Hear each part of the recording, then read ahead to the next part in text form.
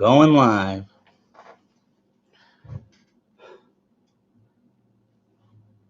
Just kind of wait for people to. Okay, man. Get a few viewers in. Yeah. I get it.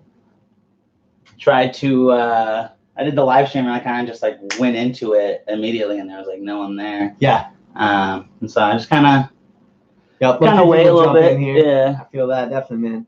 I'm ready for some playoff football though. Playoff football, AFC is Let's today. go. It's going to Get be started. lit. We got two different matchups for all y'all today. We got the Bills versus the Texans in the earlier, which is an hour away, or hour and a half, about 1 o'clock, 1:30. It's going to be awesome. After that, it's the Titans versus the Patriots. It's going to be a good. It's going to be a good game. This is good games on the schedule. Steve Vig. He's helping me today. It's going to be awesome. We're going to talk about some AFC football matchups, and then we're going to do a video about Gonzaga afterwards. Stay tuned for that one. It's going to be uploaded in the next couple of days, so stay tuned for that, Gonzaga fans. So let's dive into this. We have the first wild card, Bills versus the Texans, the 5 seed versus the 4 seed. Got the AFC East versus the AFC South. Yes, right. AFC South. Made me think about it, man. Yeah, AFC. I'm gonna say there's a lot of teams and whatnot. So we're gonna start. We're just gonna dive into this. I'm Alex Thompson. Thanks for tuning into Alex Sports Talk Show. I'm gonna be taking Houston today. Yes, sir. And we're gonna be taking Buffalo Bills. So we're gonna talk about some different matchups, some keys to victories, and a whole bunch of good stuff.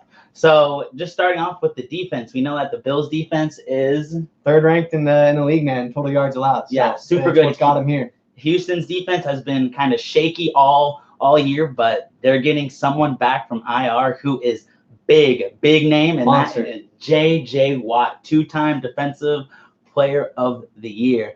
But which Houston defense are we going to see? Are we going to see a torch secondary? Are we going to see Sacktown, or are we going to see the stuffing Houston defense with their run and with their passing?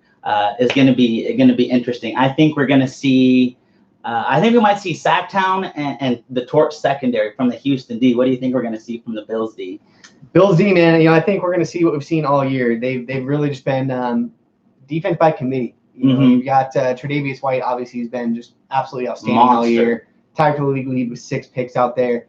But outside of that, look at their front line. They don't have anybody with 10, 15, or 19 sacks like the league leader. But they are consistently getting back there. I think they have 43 sacks on the season. So they've done a good job of getting pressure on the QB. And so, like I said, man, it's what's got him here, and I'm looking to another good defensive performance from them. Yeah, going back to Tre'Davious White, I actually made a top 5 cornerback video, and I put him at number 3 this year, and he has not disappointed. No, sir. The other cornerback is Stephon Gilmore, who we'll talk about, as number 1. But Tre'Davious White, like Biggie just said, tied in the interceptions with 6. So with him, and they have a number 1 receiver in DeAndre Hopkins, who has 1,000 yards receiving again, probably monster, man. Top 3 wide receiver of the league. Yeah. So I'm excited to see that matchup, but I'm curious to see what Buffalo's D is going to do. I know they run a lot of zone. Are they going to stick with man on him, or do they think they're going to get double coverage on Hopkins? It's really interesting, man. It's DeAndre Hopkins doesn't draw a lot of shadows as much as we see. A lot of corners out there say they want to, but outside of Jalen Ramsey, we're not seeing a lot of corners that ever shadow DeAndre Hopkins for a full game. And I think a big part of that is it's extremely rare you're going to shut DeAndre Hopkins down. No matter what you put on him, man, his catch radius, his route running, it's just an elite skill set. And so he's going to get his, for Buffalo, I think you've got a shadow of safety on him no matter what side he's on, what corner's on him. You're going to shadow with that bracket there. So you're going to have some other people step up. Yeah, and those other people, names are Will Fuller and Kenny Stills, very vertical threat. And I think that in order for the Texans offense to work well, I think that they have to have not necessarily big games, but like you said, they got to contribute some way, whether that's like a 40-yard bond to Fuller, or if it's just a constant 10-yard gain by Kenny Stills, just any way that they can get open. But that's not what we're analyzing. We're going to be analyzing the quarterbacks and how they play, because good matchup. Deshaun Watson and Josh Allen, they are actually the 3rd and 4th ranked QBs in their rushing yards. So what are some things that Josh Allen needs to do in order to lift the Buffalo Bills past the Texans? Definitely. Like you said, man, he's one of the best rushing quarterbacks in the league this year. He's over 500 yards rushing, 9 TDs on the ground as well. Woo, 9 TDs, baby. So, for me, Houston's got to maintain their gaps up front. Josh Allen's got all the tools as a QB. It's his second year in the league.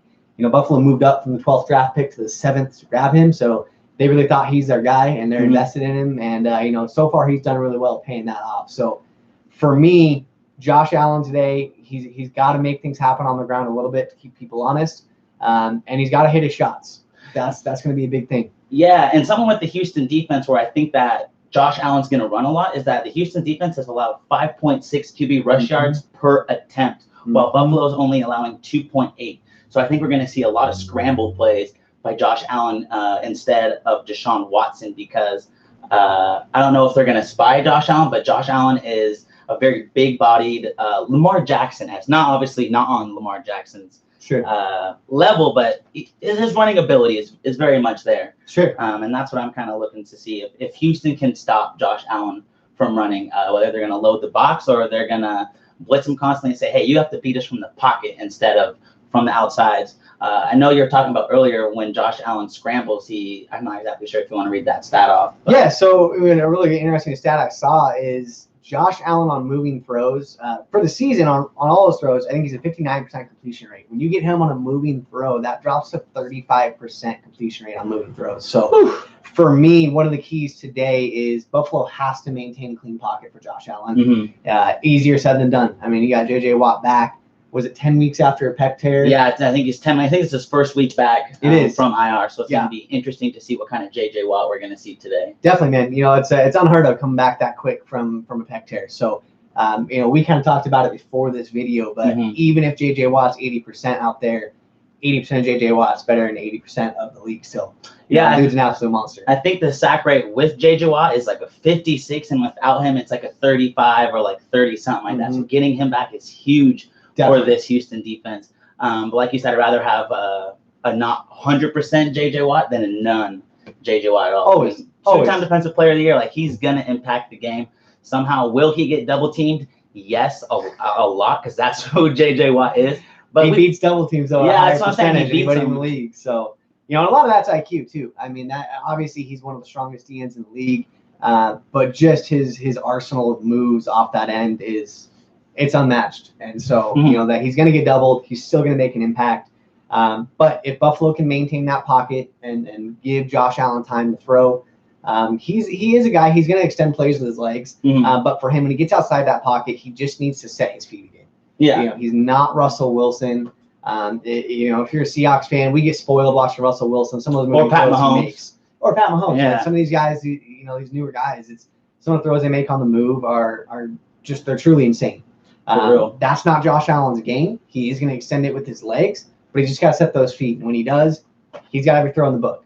Yeah, and Josh Allen, I was watching the Thanksgiving game against against Kelly Cowboys, and they had a 4th and 1, and he got like 3 yards just from going forward. And I think that they have to utilize him a lot like that if they wanted to win this game. We talked about kind of Will Fuller and Kenny Stills, but we haven't talked about John Brown or Cole Beasley.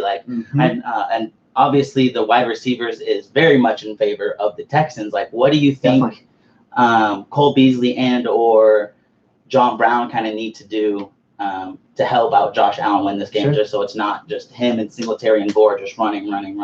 Totally get it, man. Like I said, they've been kind of running back by committee this year. But receivers have to step up. They don't have a true number one guy outside like Houston does. And so they've really also been kind of a wide receiver by committee. Everybody's pitching in. John Brown's still one of the fastest guys in the league out there. Buffalo does. He does, man. And Buffalo does a good job of scheming him open. They get him looks every game. And I think I mentioned it earlier. That's where Josh Allen has to hit his shots today. He's going to get a couple of those against this Houston secondary. He's going to get a couple chances to take those deep shots. And if he hits those, obviously a game changer. Cole Beasley, huge pickup for Buffalo this year. They really didn't have a guy like that last year that was an elite route runner and just sure hands. I mean, that's one thing Cole Beasley's done. He catches everything his way. Essentially, and he's a yak guy, and that really helps a ton when you can run those underneath routes. and and get an extra 10, 12 yards after the catch. That's big. So those two are going to have to step up and just keep the defense honest. That's really what it is. I think, like you said, those yards after catch yak are really important because the Houston D allows their passing defense is like in the bottom. It's like in the 20s or something, which isn't bad, but it's not like good either. So Sure. I expect to see John Brown explode for a couple big plays. Cole Beasley probably gonna get like 50 yards total today, something like that. But we're trying to analyze. Now let's predict. So I have Houston Texans winning this game. It's going to be a very bloody game, very grit and grindy. However, I think Houston is going to finally get over that wild card hump. They've made it 4 out of the past 5 years in the wild card, but they always lose. But I think this is the year that they finally get it through. I have Houston 24, Buffalo 17 from my final prediction. What about you? I'm right there with you, man. I think one of the keys for Buffalo in this game is muddy this game up. They've got the third ranked defense in total yards in the league. That's what's got them there. So they really need to rely on that. It's not wise to get in a shootout with Houston. No, they'll win that with their wide receiver core. They'll win that. Sure. As I say, back to that wide receiver core conversation, man. You cannot get into a shootout today. So muddy this game up. Run the ball like you've done all season. And I think at the end of the day, I think Houston as well is going to get over the hump. I'm very close to you. I'm going to go 20-17. I think it's going to be a really close game today. It's going to come down to the last possession, I feel like. It is. Whether if it's, Deshaun Watson leading a fourth quarter comeback or if it's Houston D stopping the Buffalo Bills on that final drive. Yep. I think ultimately it's going to come down to Deshaun Watson leading the final drive or something like that. Definitely. Someone's got to make a stop. Yeah. Put down your comments. We're really interested to see what you guys have to say. We got some viewers, so we didn't just do this for ourselves. We want to engage with people. So let me know what you guys have to think. Moving on to the second game, right? We got the Titans and the Pats. This is a really interesting matchup. It is, man. I'm excited for this one. Yeah, the Titans are red hot right now, especially with Mr. Tannehill. And then the Patriots. Like the Patriots are 12-4, but they're not the same Patriots we've seen before. That offense and Tom Brady, you think is like, oh, it's Tom Brady. He's the GOAT. He's got 6 rings. He can carry a team. But no, this year it's the Patriots defense holding that team today with Belichick. Patriots are plus 21 in their turnover. I think that's the number 1 ranking for that. They haven't had one in the past 2 weeks, so I think a really key thing is for them to create a turnover somehow, some way. But I think that the Titans are gonna be a tough one with that leading rusher behind their back. Definitely, man. When you have the NFL rushing champ, I mean, it's just you're gonna do what you're gonna do. That's what's gotten there this year. And New England knows what they're gonna do. Tennessee knows what they're gonna do, and it's gonna be who steps up. We kind of talked about it. Derrick Henry's obviously gonna run the ball. You got Hightower in the middle for New England. Who's gonna win that battle? That we're gonna see that a couple the times first play. Today. Yeah, that's gonna set the tone. Yep. When Hightower and Derrick Henry meet, that's gonna set the tone of who's gonna win that battle in the run game. Yes, sir. Yep. And like you mentioned, man, I mean, Tannehill has been probably the breakout star in the NFL this year. I think he's in his 8th year in the league, and he's never quite done what he's done this year. I mean, he's 7-3 since taking over the starter, 22 with a and 70% completion rate, which is, I mean, insane. Anytime my QB is over 62, that's solid. When you're getting above 67, though, that's Drew Brees status. That's almost elite. Yeah. Yeah, that's getting near that elite range. What is his career completion percentage? His career completion percentage is actually 63%. So he's 7% over his career. And you add into that with 22 TDs and 6 picks this year, he's also at 9.6 yards per attempt. Not even per completion, that's per attempt. So he's being efficient with his throws, which is massive. When you're going against a defense like New England, you can't be out there throwing balls away and, expecting to get more opportunities because you're just not going to. You have to be efficient with the ones you get. Yeah, like we're talking about the turnover rate in the Patriots. Like Tannehill has to be very careful with where he throws the ball because you have Stephon Gilmore, number 1 cornerback. You got Devin McCourty. They both have like 5 interceptions. Then you have Jason McCourty, the other twin. Like that secondary is pretty elite. Although the leader of that front 7 is Dante Hightower, and that is kind of their weak point besides that linebacker core. So it's going to be interesting to see where Derrick Henry runs the ball because we know he's a north-south runner instead of an east-west. But if Hightower has his number, then it'd be interesting to see what the Titans will do to scheme to scheme Derrick Henry to get his yards. It will be, essentially. it will be. But if I had to predict it, man, I don't think they're going to change their game. It's I know I mentioned it, but everyone knows what you're going to do. But when you have somebody as talented as Derrick Henry, you're going to do what you're going to do. And we talked about it again. We talked about it before this video. He's got to run the ball, I think, at least 24 times. Yeah, so. 24 to 30. I think make him earn his check this week, because that's what he's run your way into the playoffs. And Titans are on the road, and I talked about this, but road game travels. Like, just because Tannehill is red hot, he's first in QBR, first in yards per attempt, first in YPC, but like when you're facing that elite of a secondary, it's going to be difficult. So I definitely think you're right, where they have to continually run Derrick Henry, even that you might be getting 2 yards instead of like 5. Those 2 yards, like, you have to run the ball on first and second down if you want to beat this really stout Patriots defense. Definitely. No, I agree with that. And on top of that, though, I mean, Tennessee's got some guys outside. A.J. Brown has been the best rookie wide receiver in the league this year. He cracked 1,000 yards. Just his last 4 games, he's got 425 yards and 4 TDs. Albeit those are against some, lower tier opponents. But when a guy's hot, a guy's hot. And you can't change your schedule. Like, what your schedule is, who you play. Yep. So play the hand you're dealt, and confidence is confidence. I don't care who you are. He's coming in hot. He's coming in confident. And I think it's going to be important. He's going to have Gilmore on him today. Do you think Gilmore's going to shadow him, or do you think that Gilmore's just going to play a side of the field? I don't think he's done enough quite to garner a shadow yet. Okay. But I do think he's going to see a lot of Gilmore still.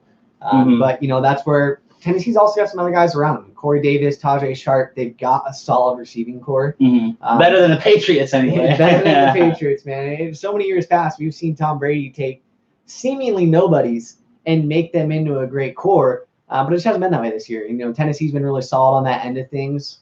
It's not going to be necessarily what wins them the game, but they've got to at least try to take the top off the defense a little bit, extend those safeties, keep them, just make them respect the game a little bit more, and open that up for Derrick Henry. Yeah, for sure. I mean, we know what Stephon Gilmore is, the Defensive Player of the Year candidate. But like you're saying, A.J. Brown is a very explosive player. I think that if the Titans almost want to take a lead on the Patriots, they got to take a couple of those shots. I think that if the Titans want to win this game, they have to target A.J. Brown a lot, and A.J. Brown's got to make those explosive plays, those 40-yard plus plays. I constantly see him in highlights and stuff. They have to give him the ball.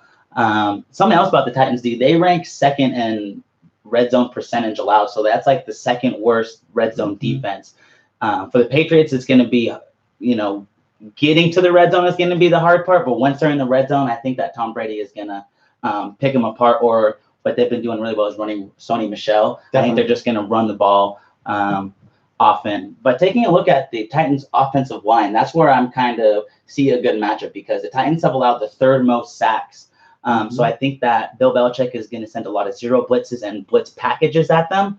It's a luxury you have when you have that secondary. For real, when you guys got guys who can cover, and you can just send just big men after people. Trust your guys in the back. Yeah.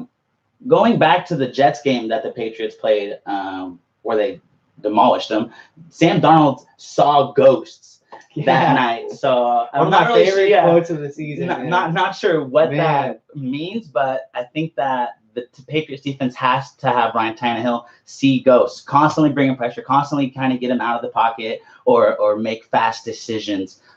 Essentially. So that's what I think the Patriots defense needs to do, is constantly, not constantly, but blitz often. Yeah, and it's going to be interesting. It's Tannehill, even when he hasn't had great games, he hasn't been super turnover prone.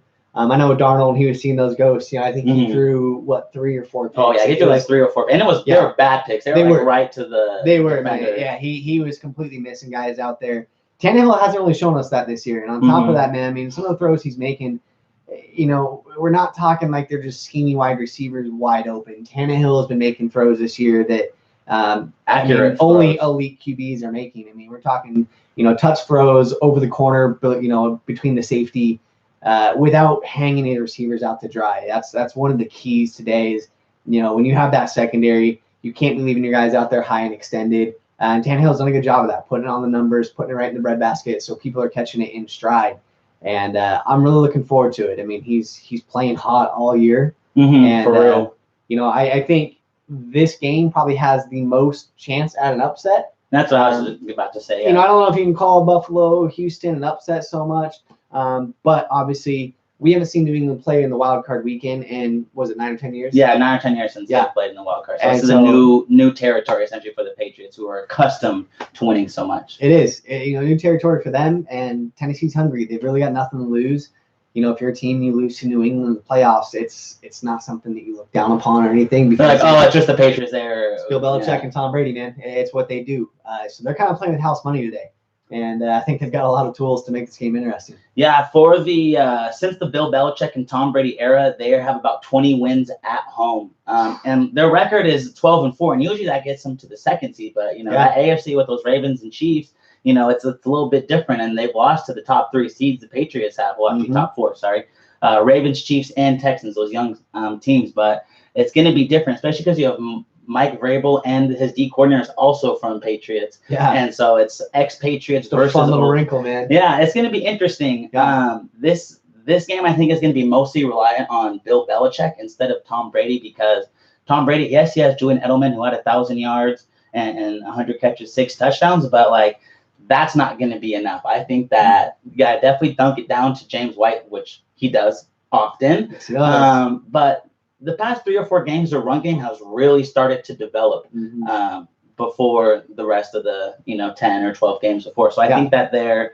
going to run the ball a lot until they get into the red zone, and then that's when Tom Brady's just going to start picking them apart. You know, that's something they kind of have to do, man. I mean, Father Time is undefeated. Tom Brady still the GOAT. You know, as much as I hate to admit that, I hate him, but I got respect for him. I got respect, man. Hate him, but respect him. But he's still the GOAT out there. And so while time has caught up to him this year, what you can't replace is his IQ. When Alex talks about getting down in the red zone, that's not always necessarily absolute skill. It's IQ.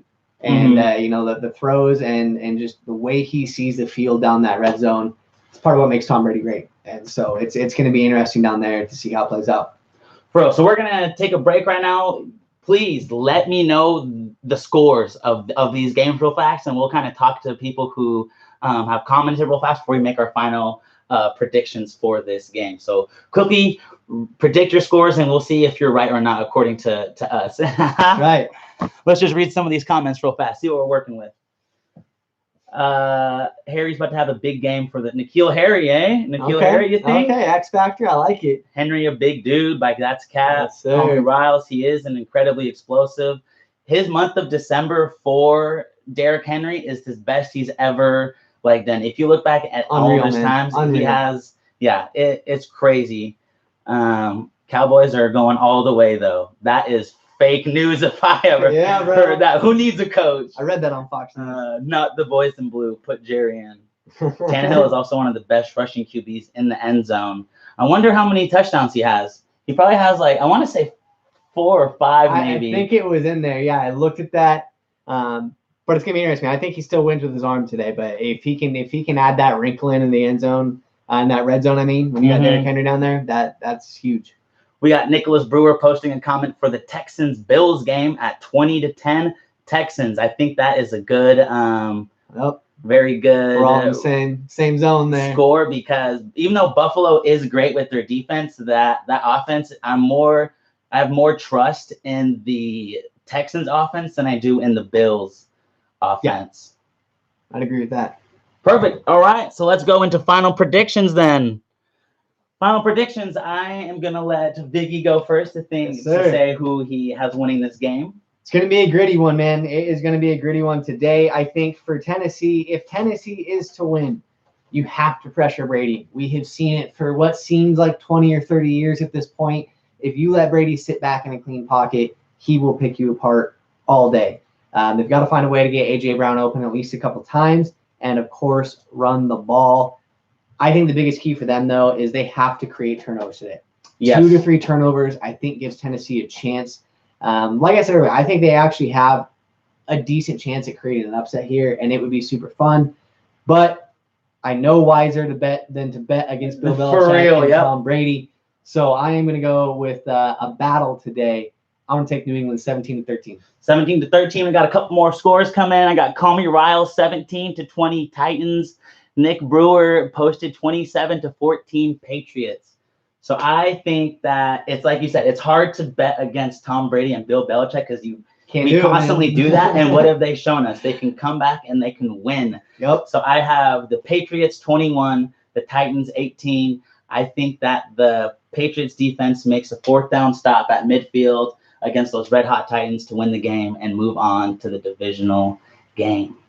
I'm ready for it, man. It's going to be interesting. Tune in about an hour or so for the games to start. First game is Bills and Texans, 5 versus 4, and then it's the 6 versus the 3, Titans versus Patriots. It's going to be awesome. Thank you for tuning in today. I've had a blast doing this. Thank you for joining me. I really appreciate it. Likewise. Thank you for having me.